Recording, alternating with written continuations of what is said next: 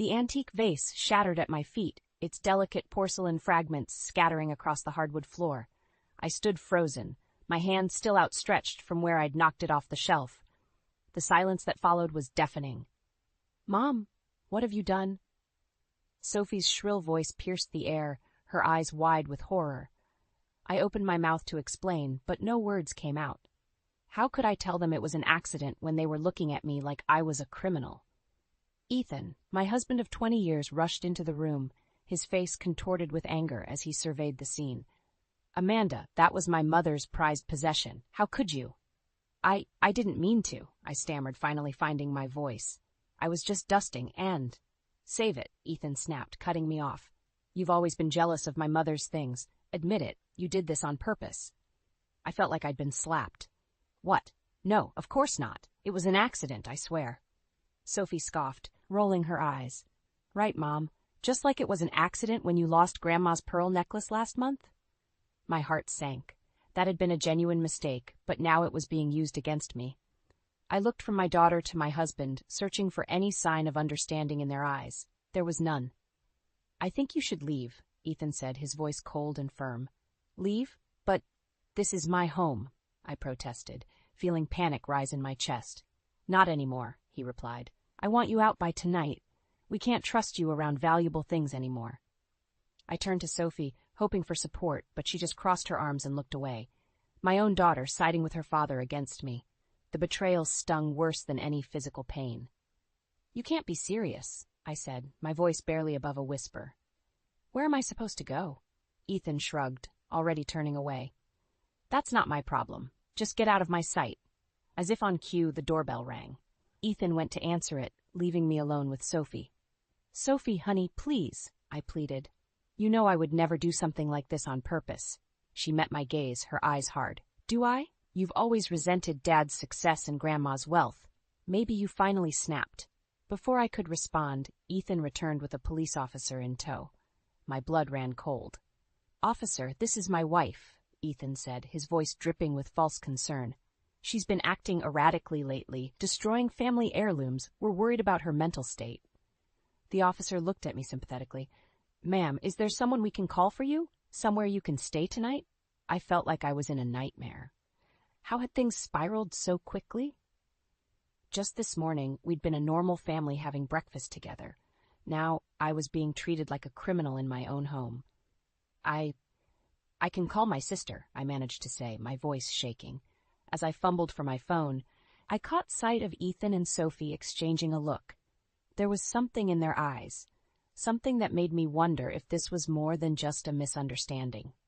The officer escorted me to my room to pack a bag. As I threw clothes haphazardly into a suitcase, my mind raced. What was really going on here? Why were Ethan and Sophie so quick to turn on me? I paused, my hand on a framed photo of the three of us from happier times. Something wasn't right, and I was determined to find out what it was. They might think they've won, kicking me out like this, but they had no idea what I was capable of.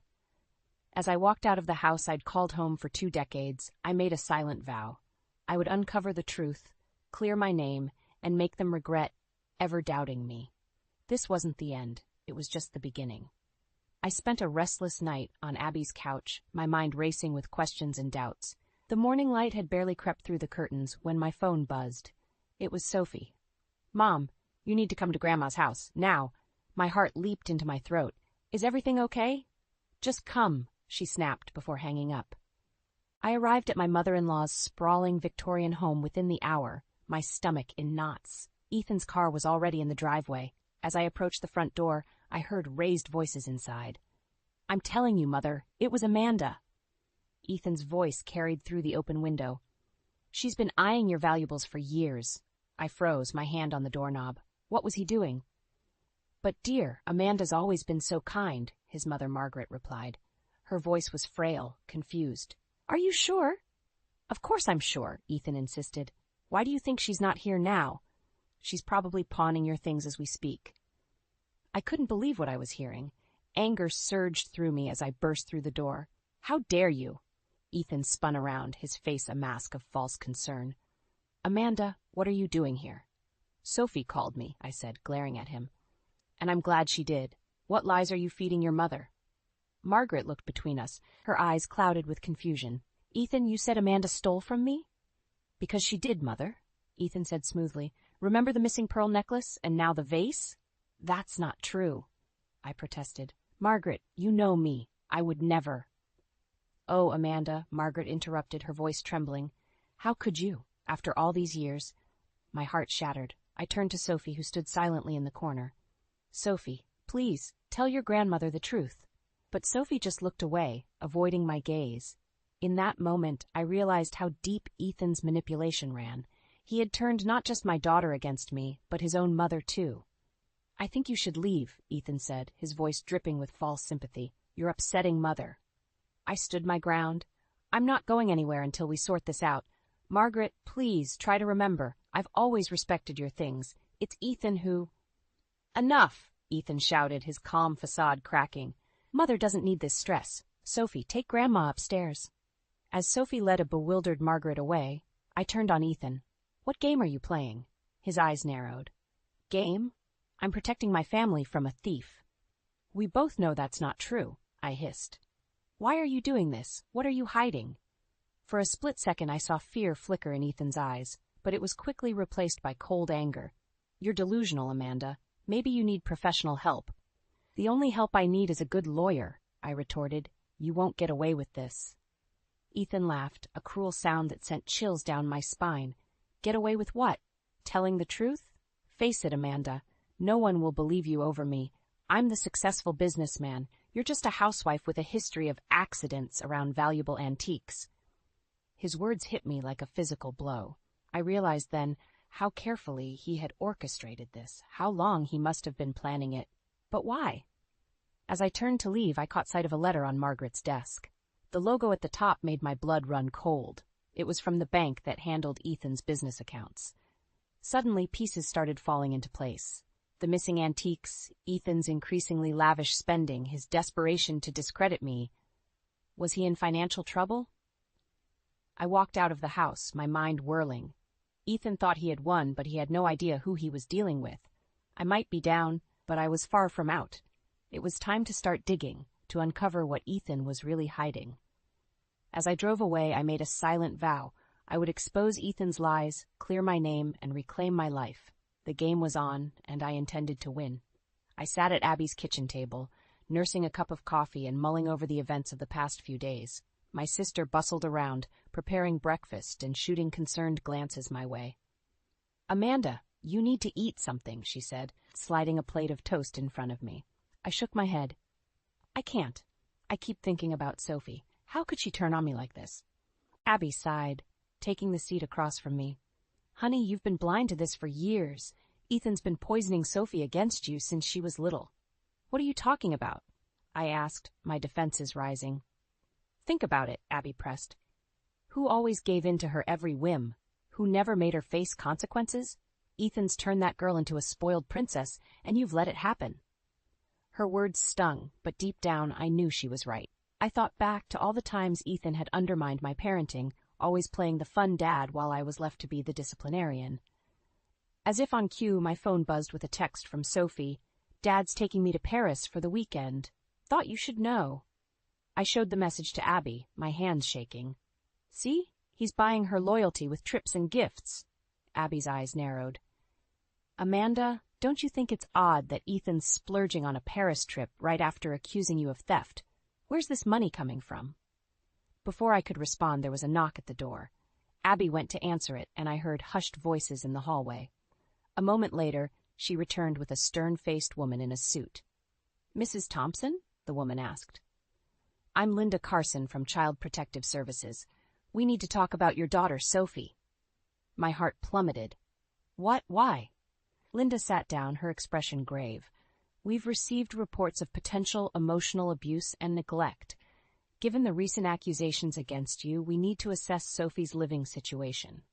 I felt like I'd been punched in the gut. This is ridiculous. I've never abused Sophie. Ethan's the one who.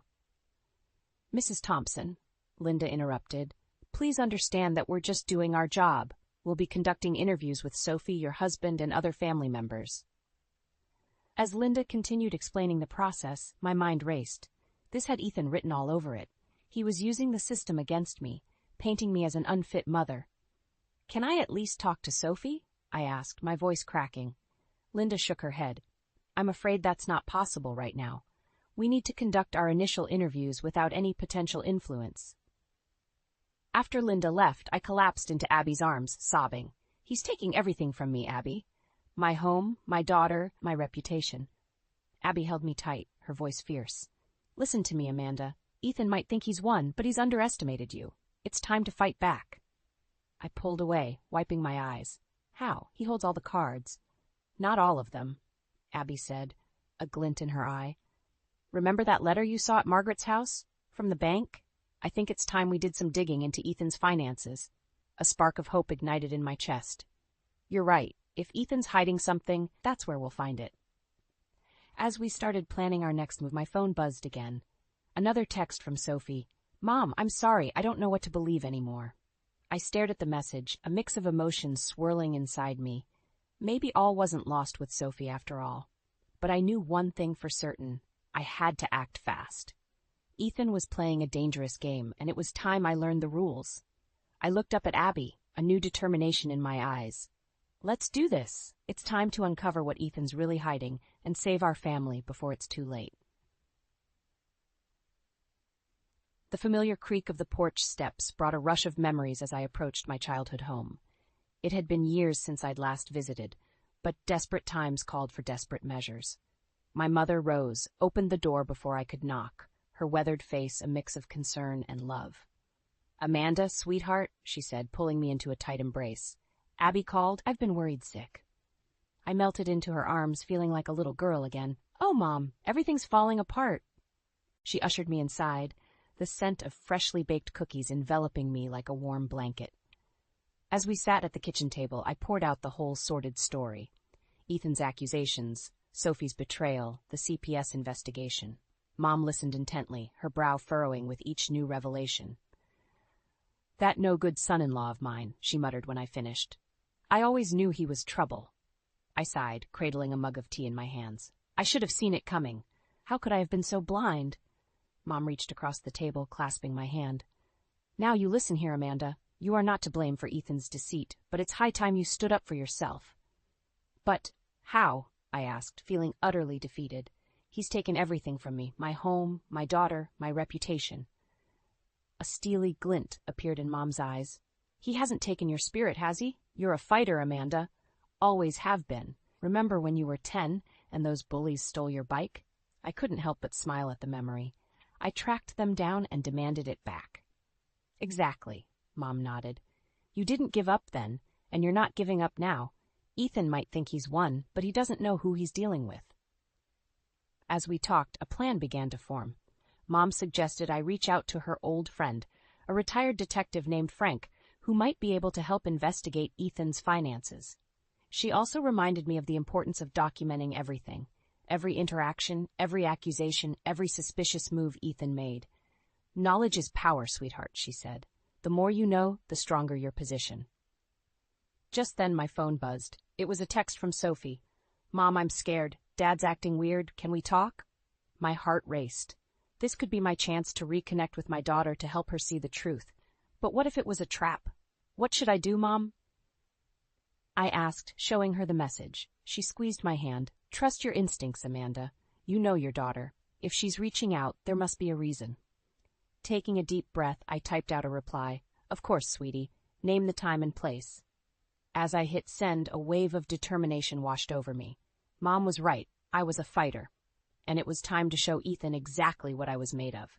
"I need to go back," I said, standing up. "I can't hide out here while Ethan destroys everything we've built." Mom nodded, a proud smile on her face. "That's my girl. But remember, you're not alone in this fight. Your family has your back." As I packed my bags, Mom's words of wisdom echoed in my mind. "Adversity doesn't build character, Amanda. It reveals it. And you, my dear, have character in spades." Hugging her goodbye, I felt a renewed sense of purpose. Ethan might have landed the first punch, but I was far from knocked out. It was time to gather evidence, reconnect with Sophie, and expose Ethan's lies. Driving away from my childhood home, I made a solemn vow. I would reclaim my life, clear my name, and show Sophie the truth about her father. The road ahead would be tough, but I was tougher. Ethan had no idea what was coming his way. The familiar jingle of the bell above the door of Ethan's Antiques sent a chill down my spine. I'd entered this shop countless times before, but never like this, a woman on a mission, determined to uncover the truth. Amanda? Marge, Ethan's longtime assistant, looked up from the counter, surprise etched on her face. I thought you were away.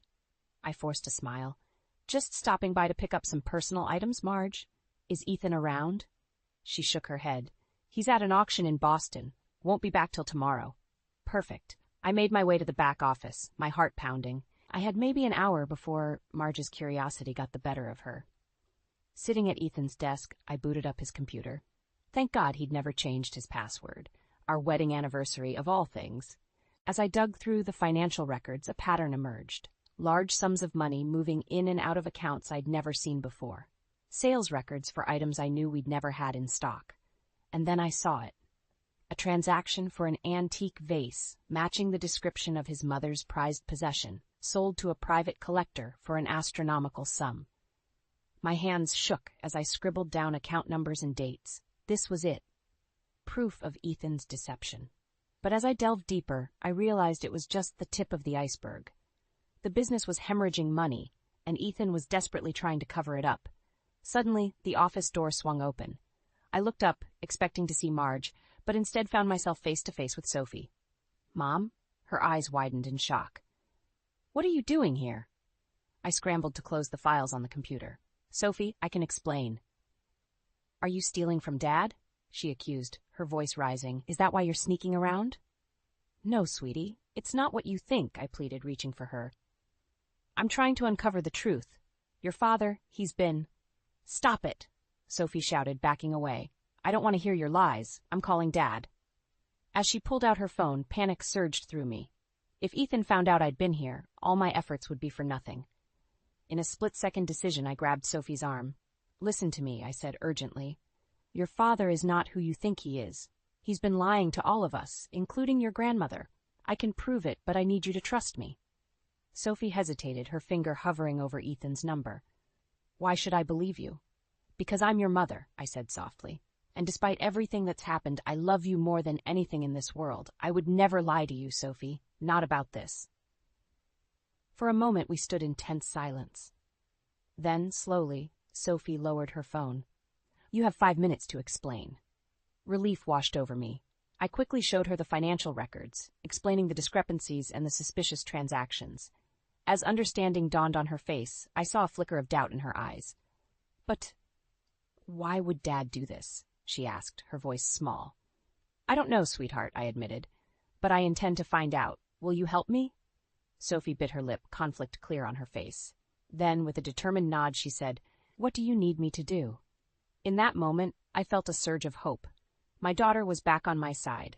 But I knew we weren't out of the woods yet. Ethan would return soon, and when he did, all hell would break loose. As we hurriedly copied files and gathered evidence, I steeled myself for the confrontation to come. The stakes had never been higher. Not just for me, but for Sophie and the entire family. One thing was certain. There was no turning back now. The truth would come out, no matter the cost. My heart raced as I approached the sprawling mansion. This was it. The home of Ethan's wealthiest client, Richard Holloway. Sophie had overheard Ethan mentioning a special delivery here, and my gut told me this was where we'd find the missing antique. Are you sure about this, Mom?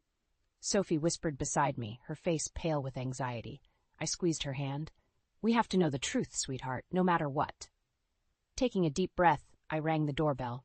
A maid answered, eyeing us suspiciously. We're here to see Mr. Holloway, I said, mustering all the confidence I could. It's about an antique he recently acquired. Moments later, we were ushered into an opulent study. Richard Holloway, a distinguished man in his 60s, greeted us warmly.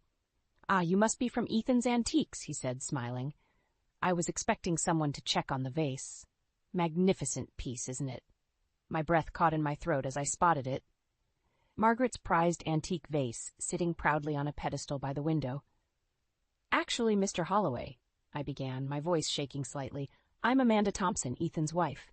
And this vase, it belongs to my mother-in-law. Richard's smile faltered. I'm afraid there must be some mistake. I purchased this vase legitimately from your husband's shop. No mistake, Sophie interjected, her voice stronger than I expected. That's my grandmother's vase. Dad had no right to sell it. As Richard's confusion grew, I quickly explained the situation, Ethan's accusations, the family turmoil, and our suspicions about the business's finances. Good Lord, Richard muttered, sinking into his chair. I had no idea. I've been doing business with Ethan for years. This is troubling. Just then, my phone buzzed. It was a text from Abby. Ethan's on his way to Holloway's. He knows you're there. Panic surged through me. Mr. Holloway, I hate to ask this, but could you please not mention our visit to my husband? We need time to gather more evidence. Richard nodded gravely.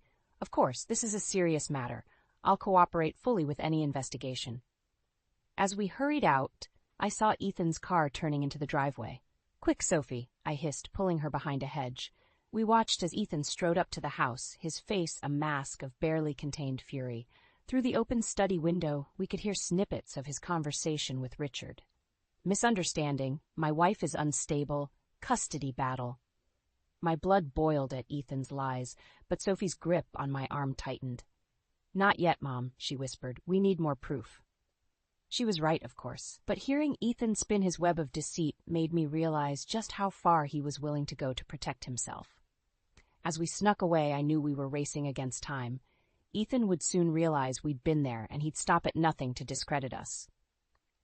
What now? Sophie asked as we drove away, her voice trembling. I gripped the steering wheel, my mind racing. We need to move fast. We'll go to the police, show them the financial records, tell them about the vase. Suddenly, my phone rang. It was Margaret, Ethan's mother. Amanda? Her frail voice quavered.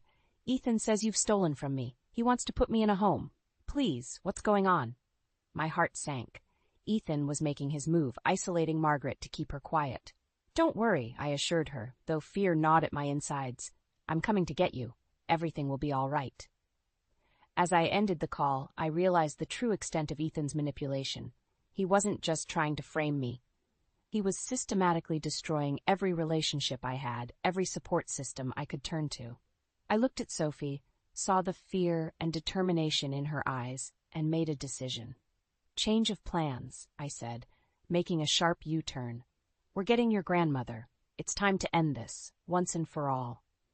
As we raced towards Margaret's house, I knew we were hurtling towards a confrontation that would change everything. But I was done being a victim. It was time to fight back, to reclaim my life and protect my family. Whatever Ethan had planned, he was about to learn that he'd underestimated me for the last time.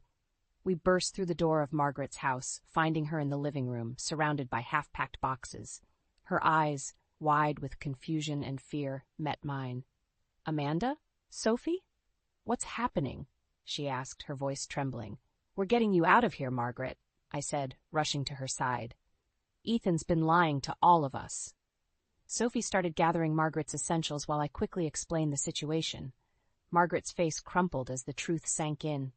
My own son, how could he? She whispered. Just then, we heard the screech of tires outside. Ethan had arrived. Quick, out the back, I urged, helping Margaret to her feet. We were halfway across the backyard when Ethan's voice boomed behind us. Stop right there! We turned to face him, his face contorted with rage. What do you think you're doing, Amanda? Kidnapping my mother now? Enough, Ethan, I shouted, my fear transforming into anger. We know everything. The embezzlement, selling your mother's antiques, framing me. It's over. Ethan's eyes darted between us, calculating his next move. You have no proof, he sneered. Who do you think they'll believe? The respected businessman or the unstable wife? They'll believe the truth, Sophie interjected, stepping forward. I've seen the evidence, Dad. How could you do this to us, to Grandma? For a moment, Ethan's mask slipped, revealing a flicker of shame, but it quickly hardened into defiance. You don't understand. The business was failing. I had to do something. By stealing from your own mother? Margaret's voice was quiet but firm. By destroying your family? Ethan's composure cracked. I never meant for it to go this far. The first sale was just to cover a small debt, but then it spiraled. I couldn't stop. As Ethan's confession poured out, I felt a mix of vindication and sorrow. This man I'd loved, the father of my child, had betrayed us all so completely. It's not too late to make this right, Ethan, I said, softening my tone. Turn yourself in. We can work through this as a family. For a moment, hope flickered in his eyes. Then, without warning, he lunged forward, grabbing Margaret's arm. No, I won't let you ruin everything I've built. Let her go, Ethan! I screamed, fear gripping my heart as Margaret stumbled. Sophie rushed to her grandmother's aid, while I faced off against my husband. In his eyes, I saw desperation, the cornered look of a man with nothing left to lose. Think about what you're doing, I pleaded, inching closer. This isn't you, Ethan. Remember the man I fell in love with, the father Sophie adores. He's still in there somewhere. Ethan's grip on Margaret loosened slightly. I don't know how to fix this, he admitted, his voice breaking. Just then, police sirens wailed in the distance. Someone, probably a neighbor, had called them. It's over, Dad, Sophie said gently, supporting Margaret. Please don't make this worse. As the police cars pulled up, Ethan's shoulders sagged in defeat. He released Margaret and slumped to the ground, burying his face in his hands. While the officers took Ethan into custody, I held Margaret and Sophie close. We'd won, but the victory felt hollow. Our family was irrevocably changed. As we watched Ethan being driven away, Sophie turned to me, tears in her eyes. What happens now, Mom? I took a deep breath, feeling the weight of uncertainty pressing down on us. I don't know, sweetheart, but we'll face it together, one day at a time. The road ahead would be challenging, filled with legal battles, emotional healing, and rebuilding trust. But as I stood there with my daughter and mother-in-law, I felt a glimmer of hope. We'd survived the worst of the storm. Now it was time to pick up the pieces and start anew. 6 months after Ethan's arrest, I stood in front of the mirror, adjusting my blazer. Today was the final day of his trial, and I was determined to face it with the strength I'd discovered within myself. Mom, Sophie's voice called from downstairs. Are you ready? I took a deep breath. Coming, sweetie. As we drove to the courthouse, I couldn't help but reflect on how much had changed. The initial shock of Ethan's betrayal had given way to a steely resolve. Sophie, once Daddy's little girl, had matured beyond her years, standing by my side through it all. The courtroom was packed as we entered. I caught sight of Margaret, frail but determined, sitting with my sister Abby. As the judge called the court to order, I felt Sophie's hand slip into mine. Ethan's eyes met mine as he was led in. Gone was the arrogant businessman I'd known. In his place sat a broken man, the weight of his actions evident in the slump of his shoulders. As the verdict was read, guilty on all counts, a collective sigh seemed to ripple through the room. It was over. Finally, truly over. Outside the courthouse, reporters swarmed us. Mrs. Thompson, how do you feel about the verdict? One shouted. I paused, considering my words carefully. Today isn't about winning or losing. It's about truth and accountability. My family has been through hell, but we're survivors. We'll heal, and we'll move forward. Later that evening, as Sophie, Margaret, Abby, and I sat around the dinner table in our new home, a sense of peace settled over me. It wasn't perfect. Margaret still had moments of confusion, and Sophie was in therapy to work through her trust issues. But we were together, supporting each other. I have something for you, Margaret said, her eyes twinkling as she handed me a small box. Inside was a delicate silver locket. It's beautiful, I gasped. Open it, she urged. I did, and found a photograph inside. Me, Sophie, and Margaret, taken just last week. On the other side was engraved, "Family is love, not blood." Tears welled in my eyes as I looked at these 3 incredible women. My daughter, who'd shown such courage in facing the truth about her father. My sister, who'd stood by me when I had nothing. And Margaret, who'd chosen to embrace me as a daughter, despite everything. I know it's been a hard road, Margaret said, her voice quavering slightly.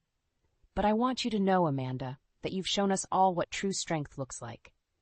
You didn't just survive, you helped us all find a way forward.